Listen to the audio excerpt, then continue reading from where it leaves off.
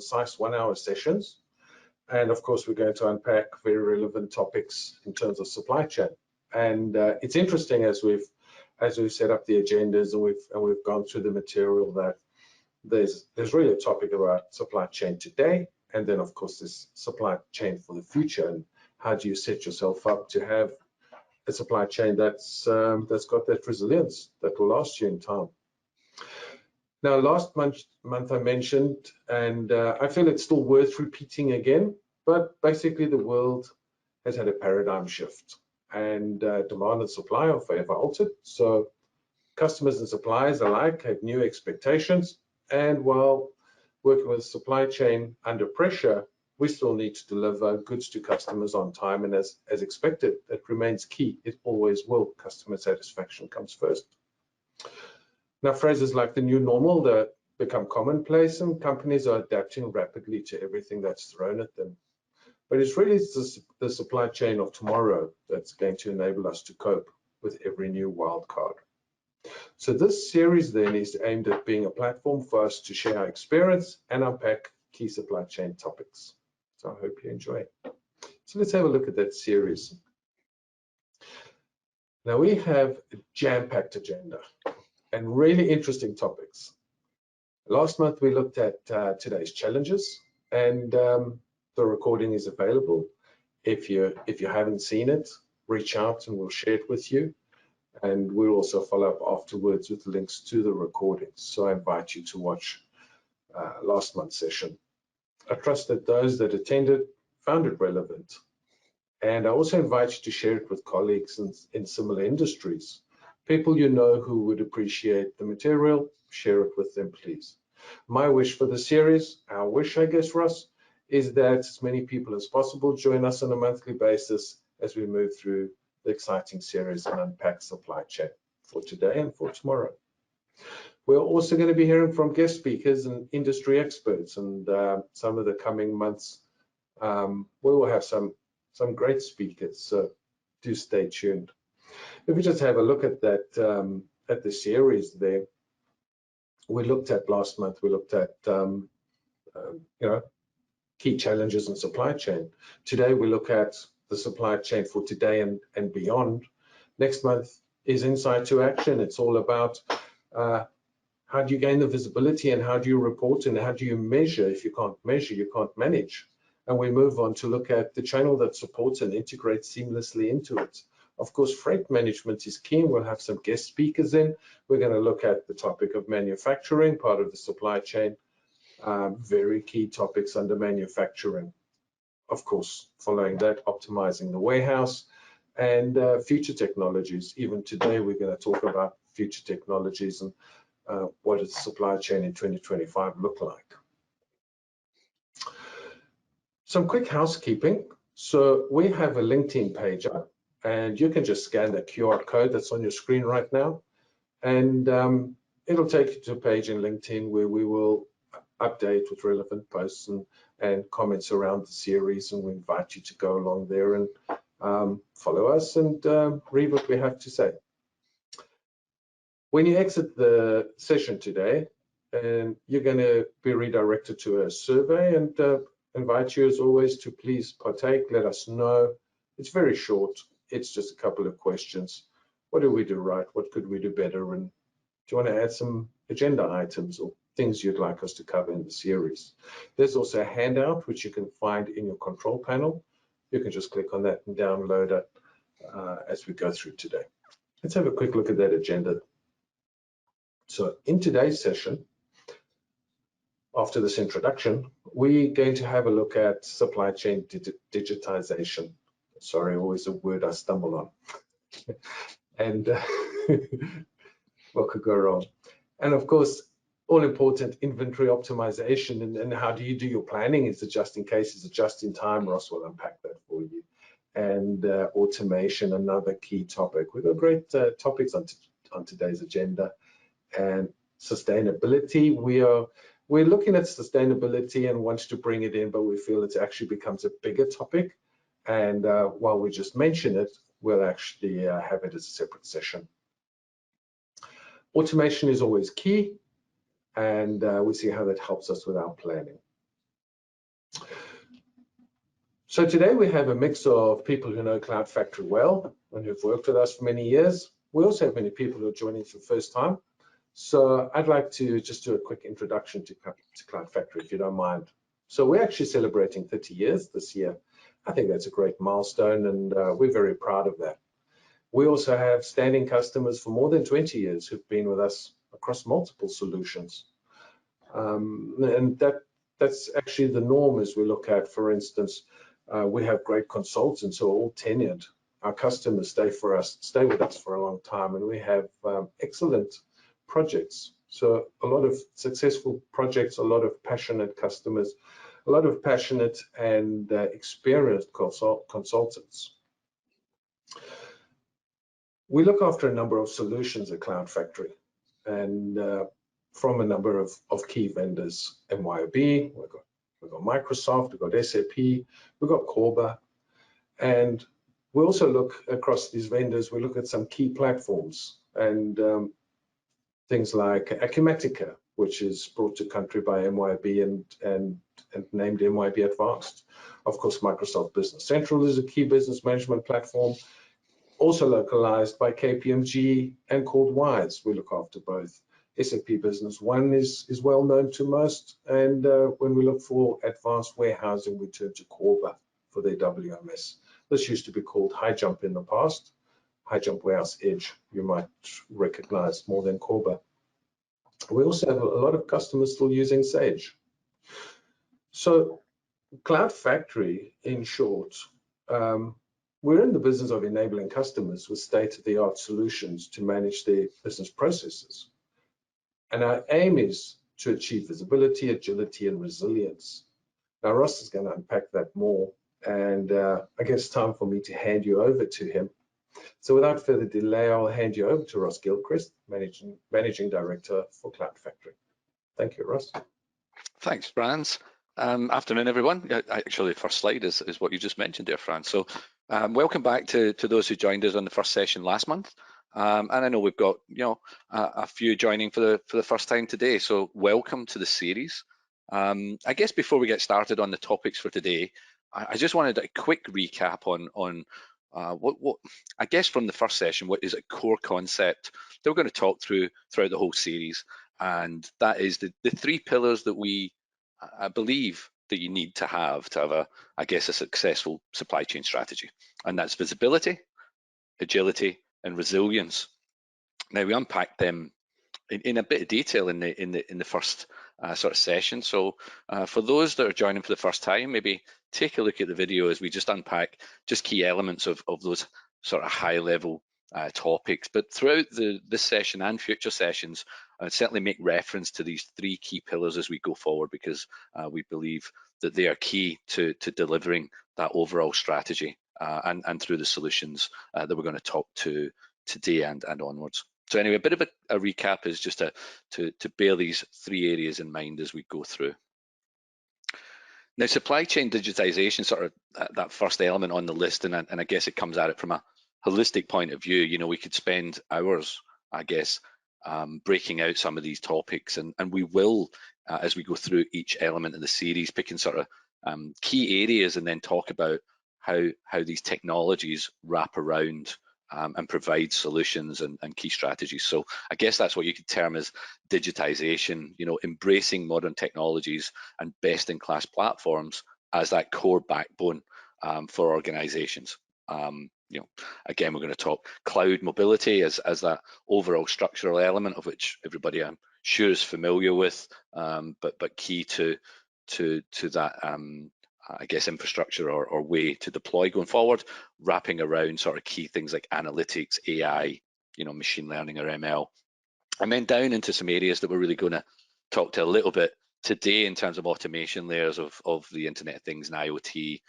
some concepts of automation and examples of automation that we commonly bring to market or work through with our customers, and then into a bit of a now and future around robotics, EMRs, and all of the above. But But really, one slide on digitization, within an hour's topic is not a lot, but hopefully as that high level concept, taking those technologies into some of the areas that we're going to unpack in detail will give the audience a bit of a balance, I guess, to using the technology for business solutions. It's not just technology for technology's sake, but actually using it effectively within organizations, and particularly in this series around supply chain. So if we just think about this first topic we're going to unpack is around inventory optimization. Again, a decent sized topic that we're going to try and just come at it from a holistic high level point of view with depth in it, but really just hopefully to share with the audience some key areas, concepts, things to think about, and then that will stimulate deeper aspects to the series or conversations that we'd love to have more direct. But I think one of the things I would start with is this great sort of quote, I think, down there from Mark Twain.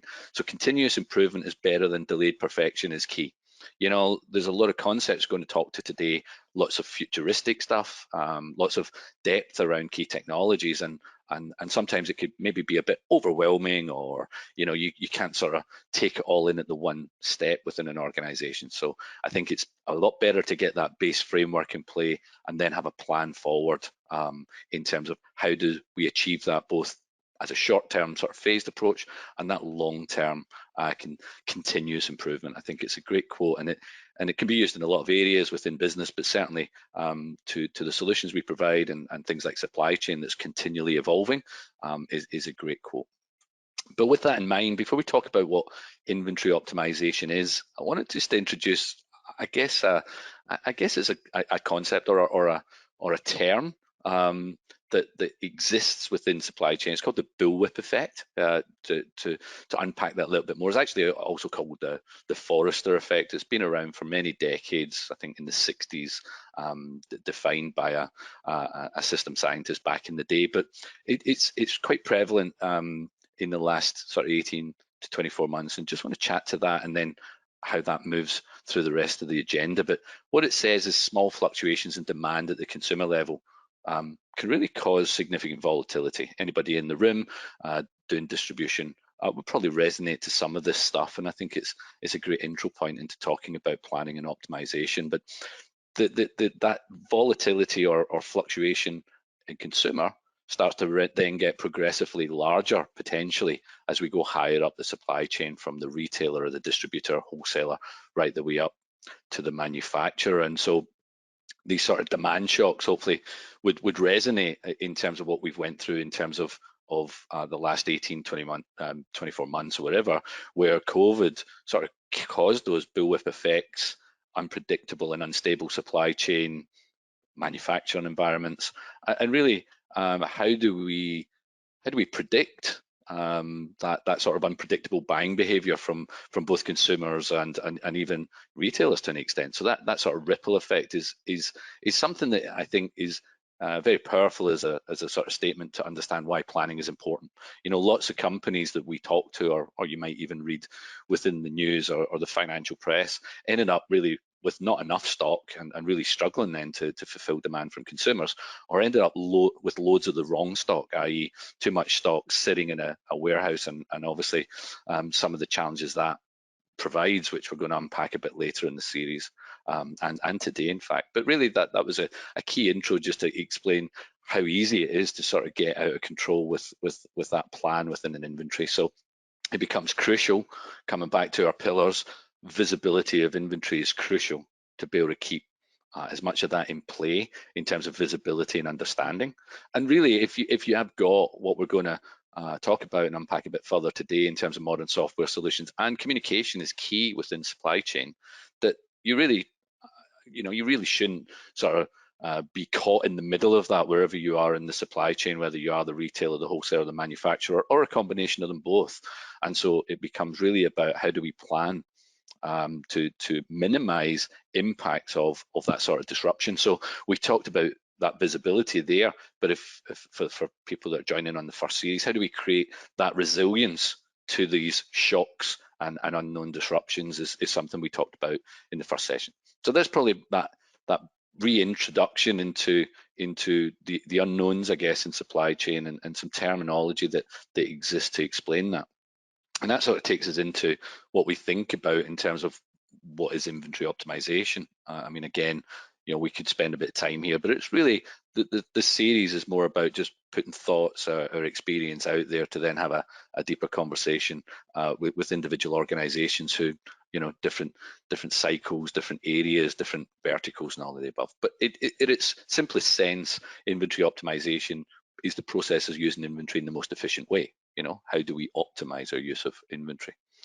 By couple of aspects on that: maintaining the right amount of inventory to meet the demand, keeping our logistics as low and optimized as we can, and then avoiding inventory issues, stock outs, overstocking, back orders. So effectively, just having that accurate and correct inventory level and movement of inventory to optimize within our organization. Now, for anybody reading on the right, we're going to try and unpack a few of these key terms that are on there, but there's a lot that goes below that. It's easy to put 4 bullet points up there and say, hey, optimize your inventory, and it's all good. But there's a lot of moving parts to that we feel we can assist with, and that's what we're going to continually unpack through the rest of this session and beyond. Okay.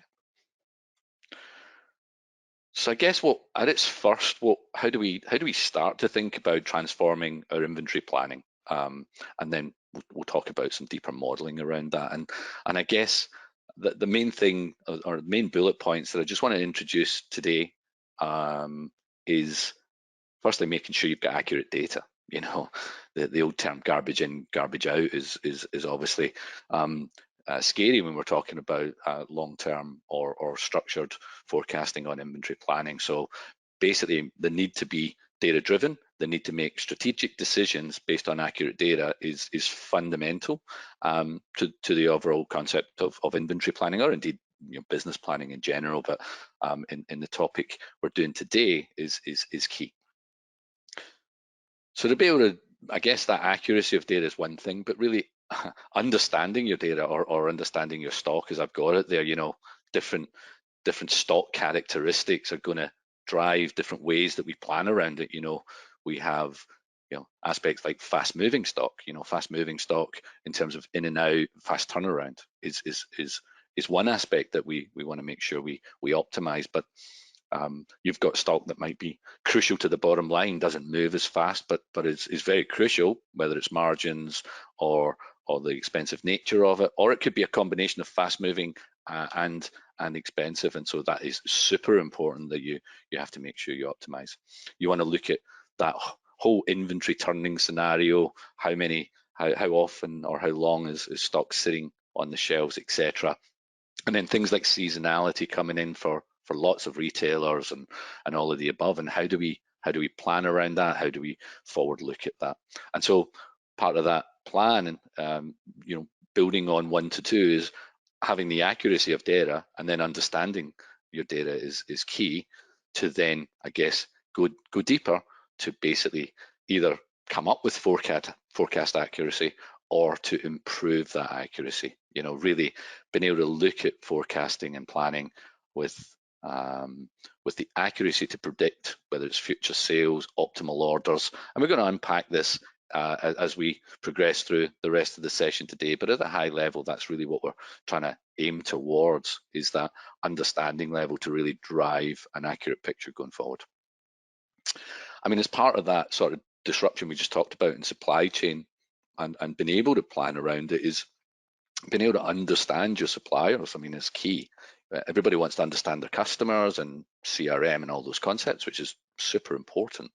But we need to understand a supplier if we're going to meet the needs of the customer.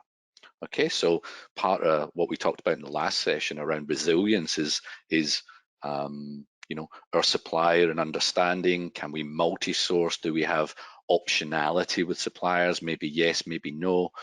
But if we don't, then we really need to analyze them to basically being able to look at their effectiveness, both from a delivery and a timing. So the term we might use is DIFOT. So delivery in full on time is a really strong measure for suppliers that we really understand. And it becomes crucial if we talk about our inventory modeling in the next couple of slides, about how well we understand our suppliers to both provide accurate deliveries to customers, but also how we can optimize or have the proper inventory levels. So very key as part of the overall structural supply chain planning is that particular aspect around suppliers.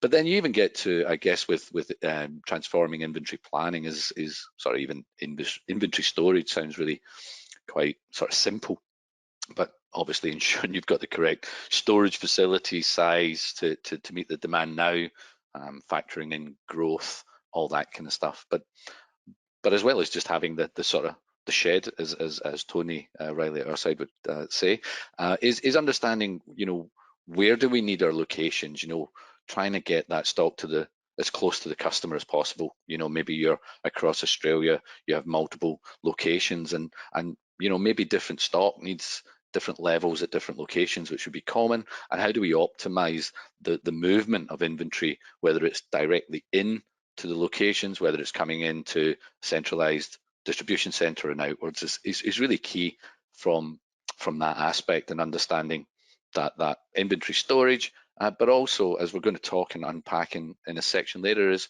maybe that's moving, and maybe you want to think about 3PL or third-party logistics for certain areas that you want to go into, and that becomes something we want to unpack in terms of thinking about not that your own ownership of warehouses, but actually working at it as a service and a partner. And I guess last on this particular page would be to organize your warehouse.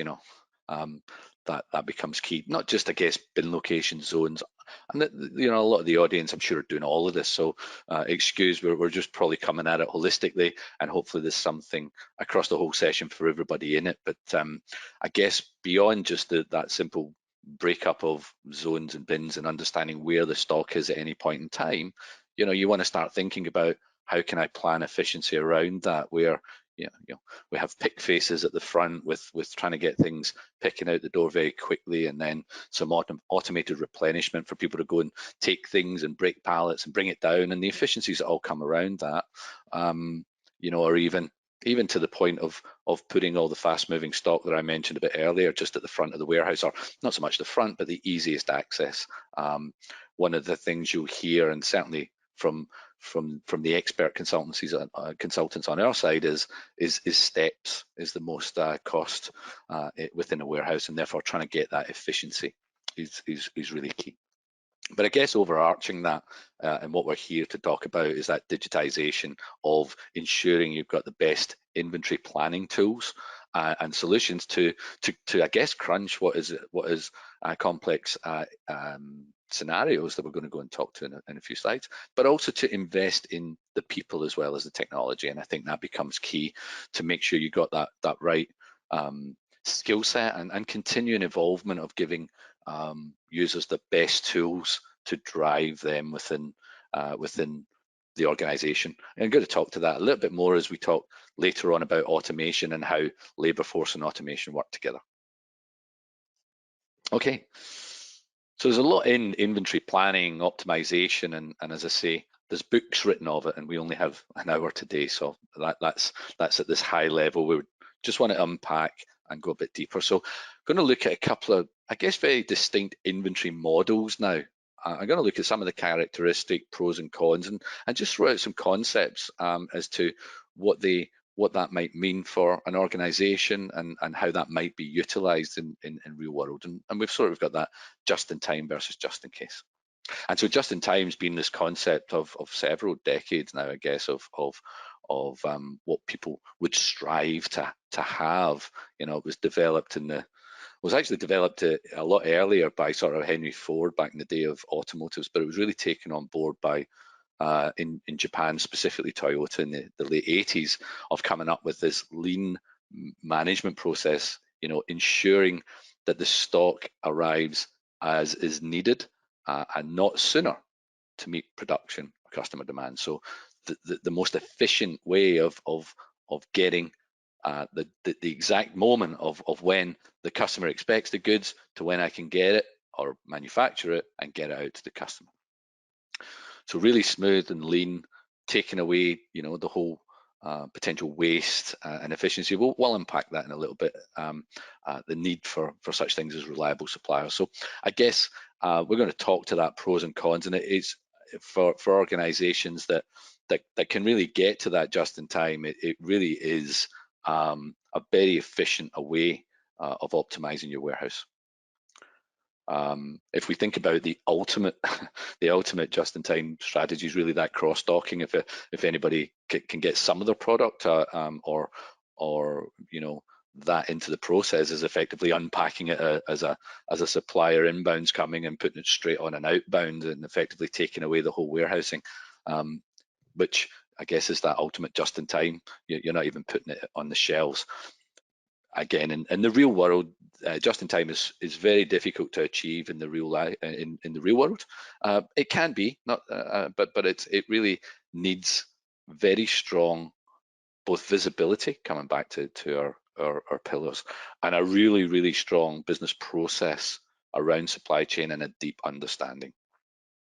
And to anybody that's achieving that out there at the moment, I think that's fantastic. It's not prevalent or relevant to every organization. So what we're unpacking in models today suits some organizations, but not others for different reasons. But essentially, we just want to unpack, the different aspects of it. And so we talk about the advantages of just in time, of why everybody has strived for that, and I think they're pretty maybe obvious in there. So just quickly running through is obviously that waste reduction, obsolete stock. You're not sort of overly sort of fluffy forecasting coming in. People don't want it. I end up with loads of extra stocks or maybe even a write-off of stocks if we're on expiry driven product or short shelf life stuff, etc. So that whole waste reduction and the improved efficiency that comes from having an optimal level like that is pretty key and pretty obvious, I guess, in terms of that. You can talk about greater productivity or smoother production if you manufacture as part of that sort of smaller run cycles, better aspect of understanding your manufacturing because you've got the actual customer demand. So it can be a lot smoother in terms of that. I guess the flip side is I could disagree that says, well, it's harder to then maximize my capacity because I'm only going with the actual demand I have and I can't try and build out to do higher runs. So there's a bit of a balance, I think, in that. But lower cost is pretty obvious, I guess, through the concept of having lower storage costs because you're really not sort of going with that overstock. You're just being lean in terms of what you need. And I guess with lower costs, you talk about lower working capital and those kind of things in terms of improving your cash flow. You didn't have to tie the cash up for the organization in sort of maybe that extra stock, excessive stock, whether it's excess or more than you need is one thing, but really opening up that cash and cash flow to be used maybe elsewhere in the organization. So that overall flexibility from an org point of view. So there's some great advantages within just in time. If we look at the other side of it and we talk about, the whole point is things like missed opportunities. Somebody comes in out of nowhere and I want to buy something and you say, hey, I can't. That's I mean there's real issues in terms of that because we don't have the stock level and maybe it's a problem to get based on some of the areas down below where we talk about that over reliance on forecasts where you're really trying to be right to the perfection. You don't have any room in there. You talk about order issues. All you need is one delay maybe from the supplier that we talked about, or a freight call up. Let's look at all the freight that's sitting out in ports at the moment. We covered that in quite a bit of detail in the first series around freight costs and freight timings and stuff. So customer satisfaction is easy to be taken away with just in time. And it's very hard to achieve with that overseas long inconsistent lead times. That's really the key for a lot of certainly within customers in Australia that struggle with, because it's certainly in the last, and again we're talking about last 18 24 months is difficult. So the time pressures, that supplier dependence, I keep coming back to. If you don't really have that supplier understanding, that can really throw this concept out, and typically does quite commonly. But I guess, the advantages, disadvantages just in time, I think, are pretty clear and obvious. It is a great model for inventory and has been sought after for decades. But the whole sort of tagline at the bottom is where we start to, that's why we wanted to bring, so I guess, to the agenda and just in time and all of the above is the pros historically outweigh the cons unless there's a global supply chain disruption. So, obviously, if you're just in time in the last 18 months, 24 months, then there'd be some real challenges in terms of how you would deliver that to the customers because of such disruption across the whole supply chain.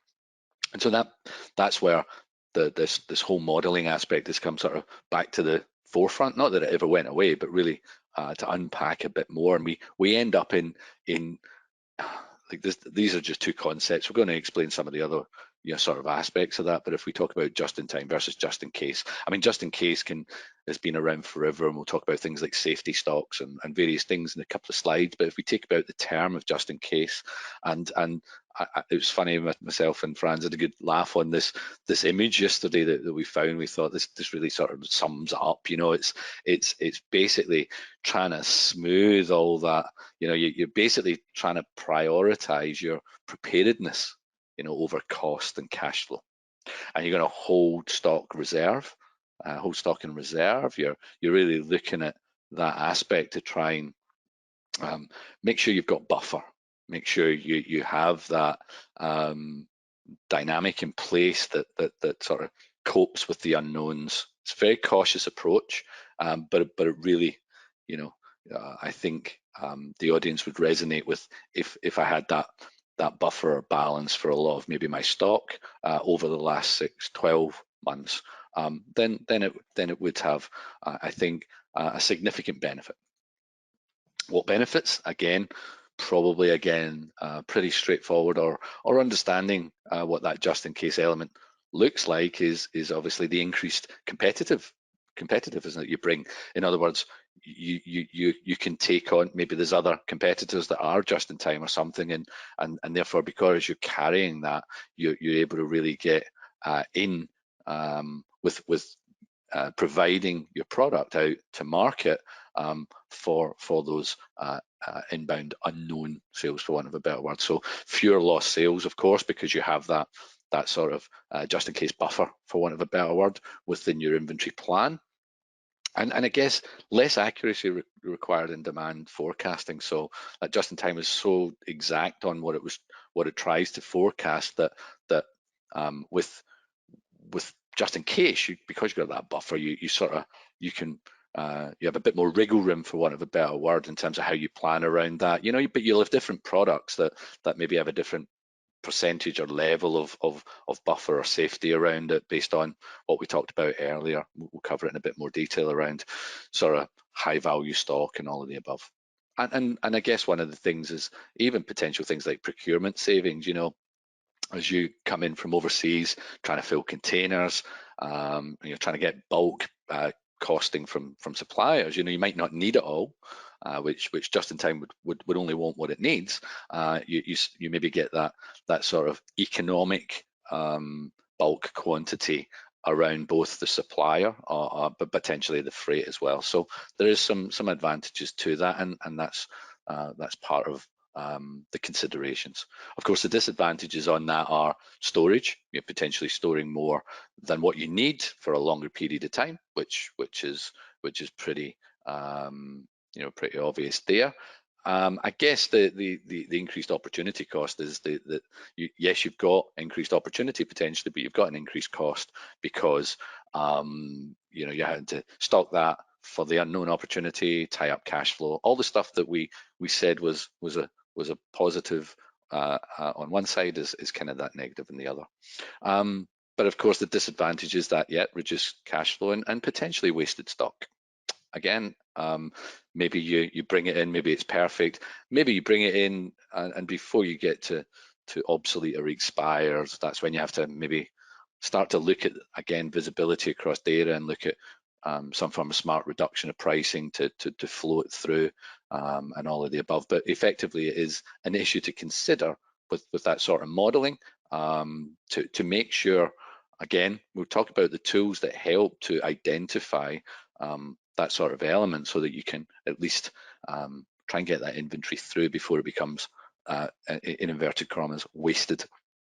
But essentially, it's about that buffering the supply chain by having that process in place where we look to context of our inventory levels.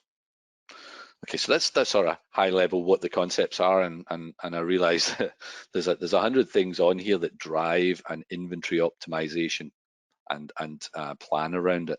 And again, not going through everything on here, but really we're talking about key metrics that drive, if you like, a just-in-time, just-in-case either scenario. And it's really just that understanding and visibility of data. Again, we talk about things like ABC analysis and what that means for the context of just, you know, quickly taking us through is that a lot of that is considered around the 80-20 rule. You know, that 20% of your items drive 80% of your sales, and that's very common, 80-20, 70-30, whatever it is. But it gives you an idea that you really want to concentrate on certain items within the organization to really drive that. So again, I've mentioned it, your slow moving stock, the expensive stock, fast moving, the combination. How do you really analyze that is a term through ABC analysis. And again, moving into things like our economic order quantity, EOQs, you know, what really should, these are all formula-based scenarios that, you know, you can go and Google and find all the formulas, but trying to do all that in spreadsheets, of which I've seen loads of amazing spreadsheets that do a lot of that, is very complex, prone to error and all of the above. And this is where inventory planning solutions really bring all that sort of best practice concept and quantitative based formula and all the above into one spot. So from EOQ to, you know, MOQ, you know, what is the minimum quantity that would be sold to me by suppliers, basing that in our safety stock levels. You know, again, thinking about that just in case scenario. What is our triggered reorder points? What's our lead times? You know, in our last session, we talked about the challenge of overserved lead times. We talked about it in the last slide, actually. How do I plan around the unknown, maybe a 12, 13, 14-week cycle from Asia or Europe or whatever, and the challenges of an unknown supply chain there. So that whole local sourcing, multi-sourcing, you know, of course, local sourcing has probably higher cost based on getting it from Australia, but you have to balance that up in terms of, I guess, moving into the next part where you want to keep your optimal service levels to your customer. So different service levels for different inventory will drive some of this calculation, you know, making sure you're never out of stock on some items, but not that I'm saying other items are less important, but they are, and that's the commercial reality where you really want to concentrate on the key products and feeding that all into demand planning, MRP, or material requirements planning, really getting the planning tools to really come up with that dynamic plan to be able to help me balance forward. And then there's lots of other ways we can think about inventory planning, but maybe not for today. You know, we talked cross-docking there as a good thing. You know, we see quite a bit more drop shipping if you can get your supplier to send it out directly to customers, but it doesn't always work because you're trying to get that inbound freight and then go from there. But maybe you can get it picked up from port or whatever. So it comes around to sort of visibility in the overall process and things like consignment. Not going to unpack that today, and there's a body of, or there's body even of a single session, I think, on that level below, which can't really cover in an hour today, but hopefully gives you an idea. So I guess the scenario that I want to keep going is what's best. And so ever so quickly, it depends. You know, maybe what we find out there is probably a bit of a hybrid where you got a buffer or just in case and for some stock, you know, versus that capital use of capital. So if you think about just in case, maybe it's vital inventory, often out of stock, very long lead time. So you need to have that buffer or else you really will struggle to meet the demand. Whereas just in time, you know, maybe you can get that locally. It's got a really short lead time with small batches, maybe that kind of stuff is really it. But again, to iterate the overall thought of our planning sort of session for today is visibility and understanding of your inventory drives an inventory planning and model around that best practice. So The summary is, yes, it depends on these modeling. It can be one can be great for one organization, one for the other, but typically it's a balance of both, and it's really about understanding the data, the inventory, the supplier, the source, the lead times, all of the above, all those concepts that I've tried to cover very quickly in 15 minutes that drive that plan. Okay, so for the purpose of hopefully running a little bit to time today, I just want to move to the next session because we want to introduce, I mentioned a bit earlier around sort of 3PL and collaboration, and just to pull in some concepts there. So look, I think everybody would know what the 3PL is. It's really about a third-party logistics provider providing service to you. In the concept for today, we want to cover sort of warehousing and inventory, but in future sessions, we're going to get some of our partners on around freight management, freight forwarding integration, and because that's part of I guess a 3PL service to getting your goods from X to Y. But in terms of 3PL, we're talking about that sort of warehouses as a service. And really, we did unpack it, I guess, in the first series, but I think it's really worth reiterating that whole cost savings that you could get, that access to experience, you get to focus on what you do in terms of product and let somebody else take out that warehouse management and the complexities within that. And really, that ability to scale, be flexible, scale up, scale down. We talked about multi-locations. You know, if you're expanding and growing, you're then maybe going into another territory or a state within Australia. Do you really think about a dedicated warehouse within your own organization, or do you look to partner and have that sort of warehouse as a service, which lots of our customers are really working to try and do that. So of course the disadvantages there is you kind of you know, it's all about your service levels to customers, and so you're given some of that supply chain of which you own it. From a customer's point of view, you own the end-to-end regardless. You can't say the 3PL made a mistake. They simply don't care. So there's a bit of a direct control. You lose a bit of a dependency. You just have to gain a bit of dependency on someone else within that chain. And so you need to really work strongly to maintain a service level while working with the partner. And so what becomes key to that is automation, integration, best practice solutions. You know, not so much in service levels, but if you don't have a good solid end-to-end, then you know somebody's having to double up on work. And we're going to talk about that in automation just in a few minutes. But essentially, that's what we're talking to there. You know, we're talking about order management coming straight through to a platform, which then is being released to the 3PL to then ship it out and do lots of extra services. Whether, you know, we talk to EDI, and then we talk about label compliance and SSCC, you know, pallet labels that 3PLs do on behalf of our customers. But essentially, we're talking about not overlaying a service and leaving it in a standalone moat where people are having to go backwards and forwards, trying to keep them reconciled and all in place. That is a mistake to do a 3PL unless you've got systems that are going to join them together.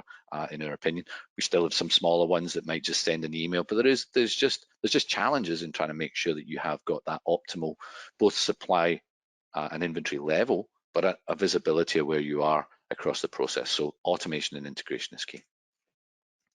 So I realize I'm probably running late here, so I'm gonna whip through this. We are gonna put these slides out, so please excuse what the slide is not to read off. It's really about the fact that there's a lot of studies. This one's from the US around there's a lot of efficiencies to be had for a lot of organizations around 3PL use, 3PL management, and how that sort of works together.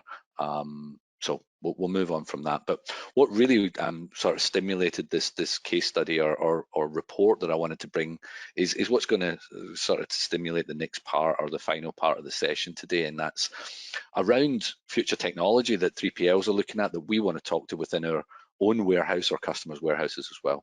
That real drive towards advanced modeling and data analytics, AI is you see across the sort of scenario here that's key to now, and it's key to the future.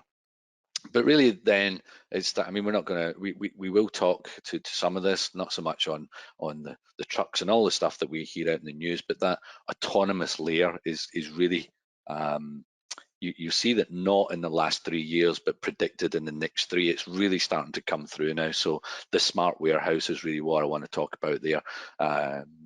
automation, IoT, and all of the above. And then I want to talk about a bit later is this sort of concept of digital supply chain twins. You're getting to the point with technology that you're able to sort of start to look at, or it will be in the next year, 2, 3, setting up this virtual replica or supply chain twin that allows you to start to do sort of real-time analytics using AI across what could be, what should be, and really allow that forward thinking, not just forecasting of inventory levels and data. And so it's going to be an exciting few years, I think, ahead in terms of technology. And I'm going to just cover that in a couple of slides. But it was interesting that this 3PL case study was mentioning all of what we see within the warehouse as well for our customers in the future. So if we'll just quickly look at, I guess, supply chain automation, leveraging digital technologies, improving supply chain efficiency, and all of the above. Okay, and so from our last session, just a quick reminder, because I think it's great, is effectively automation. How do we, what's it all about? We really want to try and use automation to take very manual, repetitive tasks away from that typical end-to-end in the supply chain or across the whole organization, and then relieve that and let them concentrate, let the users concentrate on that high value. So if we think about a couple of examples of that for the session today, is BPA or business process automation. Just there's a couple of concepts. I mean, if you read, you could get confused as to what BPA, RPA, all of the above is. But if we try and strip it back, business process automation is really trying to automate businesses and functions beyond sort of that data manipulation, record keeping stuff. It's about trying to automate workflows across a section of an organization, a company, an area within it, such as supply chain, and really through multiple stages, tasks, automate as much as we can, and really take that human intervention out of the process. Yeah, trying to, but it's more just about just single steps. It's about trying to come up with an overall process. It's normally through, as what we do and when we go into customers, is think about business process management. How do we deploy our solutions in a best practice formula or a best practice way? And how do we then use automation tools below it to get the most out of it? And then the next slide, we're going to talk about RPA, but we could use that within it as well. But good examples, or we've mentioned it, just, if we think about integration is strong, trying to take that manual entering here to enter there is key. And very strong in terms of modern platforms and business process automation. So whether it's the 3PL stuff we talked about, whether it's EDI, e-commerce, freight management we mentioned, but it could be even, it could be smaller than that, whether it's a complex approval workflow process that we typically put in, multi-levels, different people approving, different stages of approval. What if Franz is away for 2 weeks? The automation of escalation if nobody's approved it. These are all, this is all business process automation that platforms are providing now to make sure that we're not just sending emails or putting people's pieces of paper on desks and stuff. So really being able to use automation layers within modern platforms is really a huge efficiency and something that really every organization should consider. A good one was just a specific example. I was only talking about it last week, but we've done this for loads of clients over the years. Is that post shipment, somebody's done a delivery confirmation, so email automatically goes out, dear Franz, your delivery's en route. Here's the confirmation documentation. Here's the expected date. We send an SMS text at the same time to confirm it, and then triggered automatically without anything happen afterwards is the auto invoice going out to the customer at the end of the day with a PDF email attachment. So it's about 3 or 4 different processes within a small part of the overall process, which is still business process automation that really helps.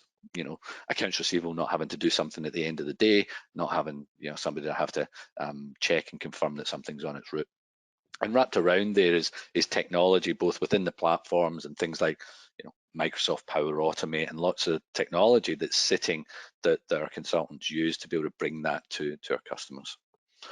Again, it was a good example just to explain. Maybe people across the room or existing customers would know. That's sort of what we're doing. We're talking about an end-to-end workflow from a website coming in, getting a live quote integration there, coming into an order, auto releasing down to the warehouse. Being able to go out, book carriers, and all of the above. So That's a bit more of an extended business process automation flow. And the thing with business process automation, there's still manual parts that users are needed in here, but it is part of an overall flow to produce efficiencies. To quickly talk to robotic is where we start to go a bit deeper in using software and bots or robots to produce rule-based, things that humans would normally perform, and it's repetitive. I mean, we can talk about artificial intelligence and it'll branch out from there. So we are getting into intelligent automation tools and in the decision-making process here. But if we think about interpret and trigger responses to communicate, and so some good examples is that sales inquiry conversation or customer service inquiry that you're having on a website that's typically with a bot, but it's starting to get really deep in a bit deeper than that. You start to get suggested selling. That's all the automation that's happened behind here to look at analysis and say, hey, you bought this, you also bought that, or AP automation, where with artificial intelligence you got your AP invoices coming in, the software and systems are stripping it out, using sort of advanced OCR or AI to then put that invoice in there, match it to purchase orders and all of the above, all the way out to things like predictive maintenance on machines, maybe out in the warehouse or even out in the field around field service management, where it's monitoring certain conditions, whether it's heat, whether it's anything out there, and being able to really interact. So if we take RPA robotics and then look over, things like the Internet of Things, this is where that whole automation layer within supply chain, not just, it can be manufacturing, it could be, you could be storing products within the warehouse. A good example for anybody who was on the last session or even previous is, temperature gauges on fridges, making sure nobody left the fridge door open because the cool, then the temperature changes and I might have to write off stock. So that whole Internet of Thing and robotic sensor interaction with systems, predictive maintenance around maybe machines on the manufacturing floor, route delivery, GPS tracking, inbound traceability. That's all what we're talking about with automation modes and all of the above. And it's really about having a base platform that drives that scenario. We talked about this a lot in the last session, so I'm not going to cover it. It's more just as the layer below, and where we're really going to get to is AMRs and autonomous mobile robots is happening. It has been happening. And it's going to happen more common as costs come down as they are into modern warehouses rather than just the big end of town. And so all the efficiencies you can see on screen is pretty straightforward. In fact, you'll see actually on screen that this is actually an actual one of our partner Corber in Melbourne, who worked with a local robotics developer called Geek Plus, I think they were, on a logistics firm, and brought a robotic picking solution in on their platforms, which really took their productivity sort of through the roof. And there's some case studies out that we're happy to provide. They're all out in market to go and read about that.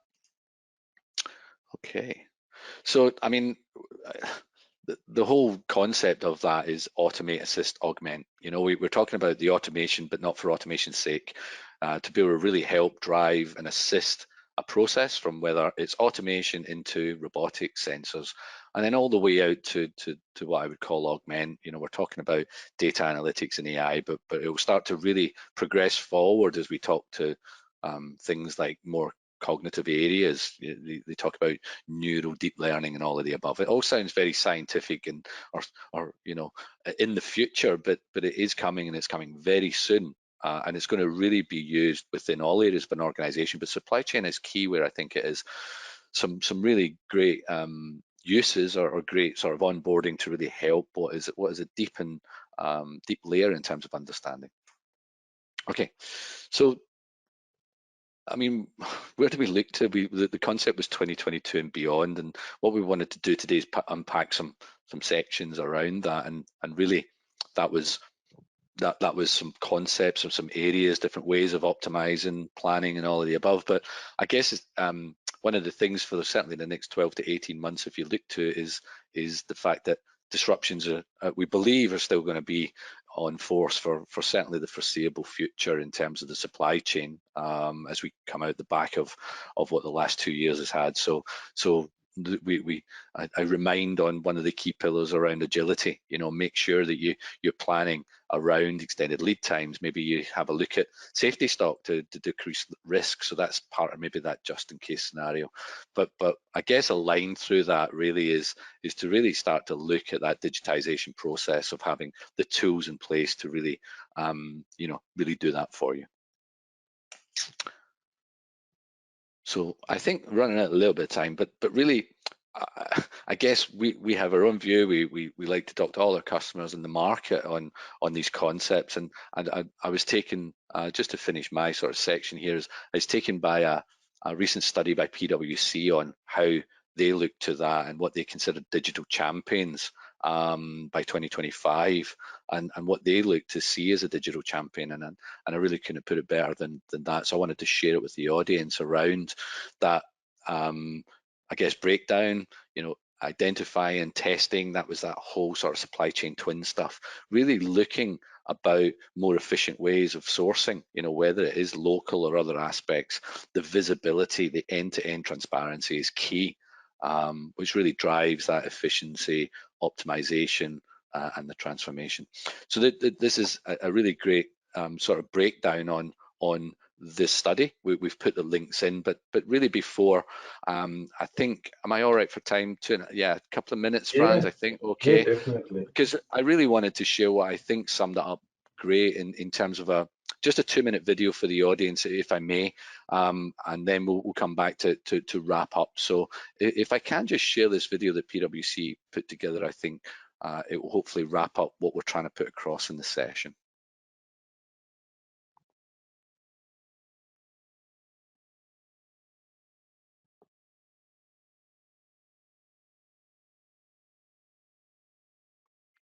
There we go.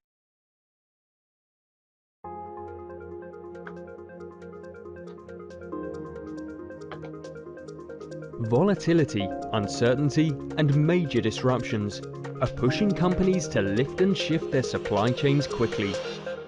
The key to success lies in the transformation to a more connected and self-orchestrating supply chain ecosystem, so that companies can quickly anticipate and address challenges and risks before they arise. But how? Companies are moving away from working in silos and a focus on functional efficiency towards integration within the business, and ultimately towards external collaboration. Some are already achieving end-to-end orchestration of their supply chains. To get there, they're focusing investments in key areas, starting with transparency. By gaining visibility over the entire supply chain from end to end, companies can work more closely together with partners and also enhance sustainability. More transparency also helps when it comes time to take planning to the next level by closing the loop between planning and execution. Transparency is also critical for making logistics smart. When you know exactly what's moving through the supply chain, you can optimize those flows to take cost out of transportation and warehousing and keep customers satisfied. And when you add dynamic customer segmentation to the mix, it's possible to balance service levels with costs and margins. Companies are turning to artificial intelligence to turbocharge these capabilities. AI is making it possible to develop solutions that use data from your supply chain and beyond to get more efficient and more autonomous.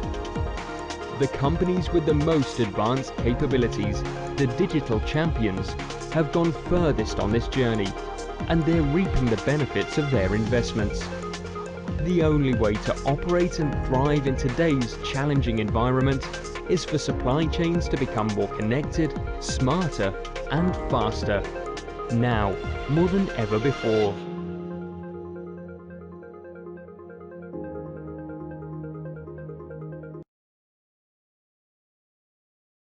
Okay, so hopefully everybody got to see that. As I say, we don't like leveraging anybody else's content there, but we thought it was such a great explanation and deep understanding of what we're trying to talk to in terms of the platforms, the automation, the next few years that are going to happen within supply chain.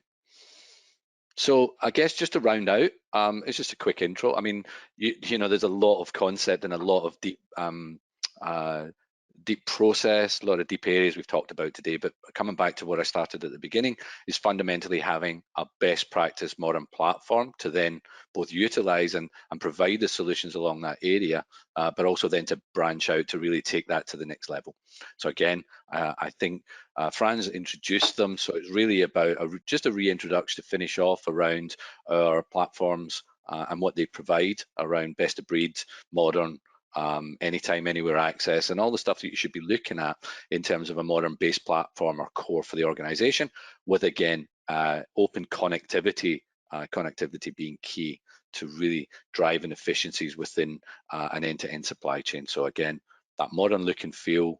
Again, we're not going to talk, these series are not about really product per se, but more about the fact that we have product that bring these the solutions and conceptual things that we're going to talk about to market. So please reach out and talk to us further about it.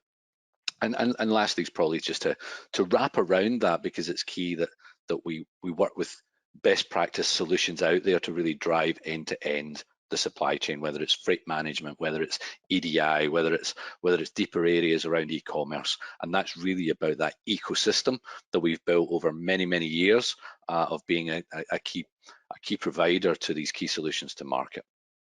So I think, I'm sorry, I've ran a little bit over time there, Franz. I think you had a couple of slides that maybe you just want to cover before we finish up.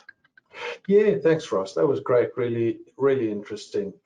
It's just great to know that everything we're talking about, government agrees with, and they want to put some money to it. So exactly.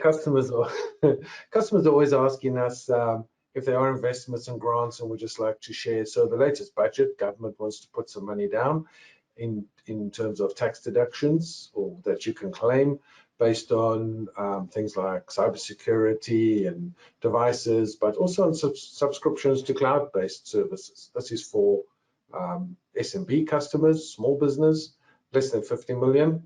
I think that's quite big.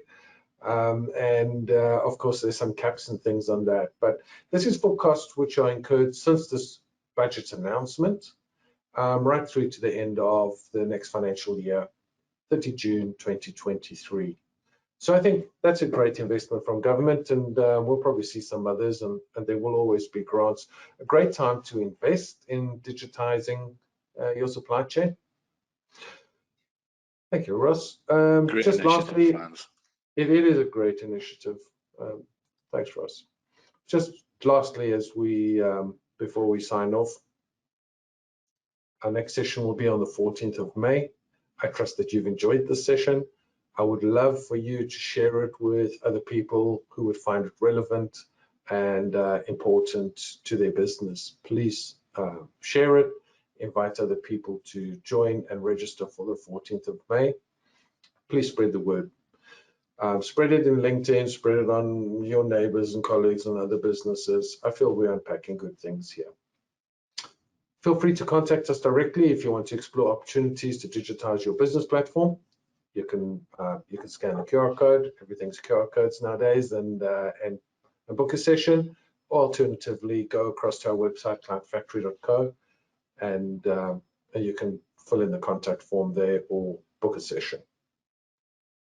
Our email addresses are right there, so feel free to call us as well. Thank you very much for another session, Ross. That was great. Really appreciate. And of course, for the audience, we're going to be sharing the recordings. There's already a recording available for the previous session. This one will be posted as well to attendees. And as you exit the webinar, you're going to be prompted, I mentioned before, a short survey. Please do answer it. Please do give us relevant feedback. We look forward to reading it and improving what we do. Thank you very much. Next session, we could have some guest speakers in, and look forward to that one. But until then, I just thanks for another great session. See you next month, and stay safe. Thanks, everybody. Thanks, Franz. Thanks, Ross.